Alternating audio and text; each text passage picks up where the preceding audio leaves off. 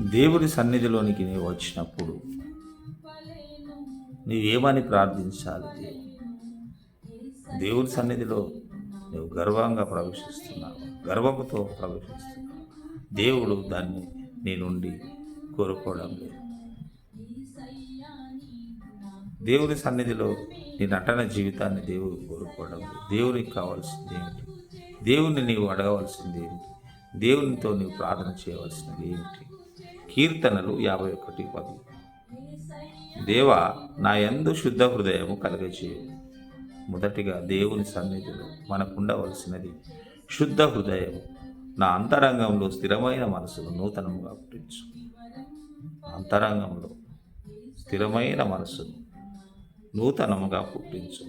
స్థిరమైన మనసు, చెల్లించలేని మనసు, చలనము అటు ఇటు తిరగకుండా నీ మనసును స్థిరముగా నూతనముగా పుట్టించుము నీ సన్నిధిలో అని ప్రార్థన చేయవాలి. నీ సన్నిధిలో నుండి నన్ను త్రోసివేయకు. దేవుడు కూడా తన సన్నిధిలో నుంచి త్రోసివేసే దేవుడు. దేవుని కూడా కోపం వస్తుంది.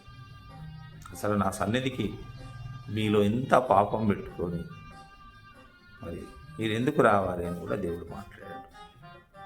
ఆ సన్నిధికి రాకండి అని ఆయన తెలియజేశాడు.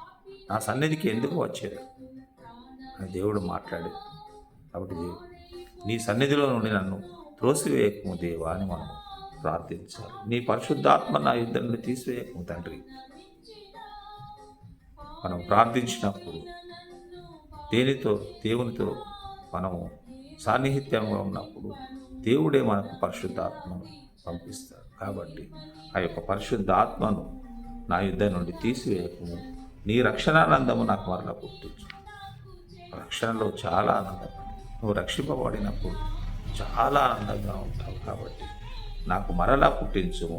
సమ్మతి గల మనసు కలుగజేసి నన్ను నీ యందు నాకు సమ్మతి గల మనసు కలుగజేసి. దేవుని యందు మనం సమ్మతి గల మనసును కలిగి ఉండాలి. అట్టి మనసును నాకు కలుగజేసి నన్ను దృఢపరచుము తండ్రి అని మనం దేవుని సన్నిధిలో ప్రార్థించే వారిగా ఉంటున్నప్పుడు దేవుని సన్నిధిలో నుండి దేవుడు మనల్ని త్రోసివేయడు. దేవుని సన్నిధిలో మనల్ని బహుగా ఆశీర్వదించే దేవుడుగా ఉంటున్నాడు.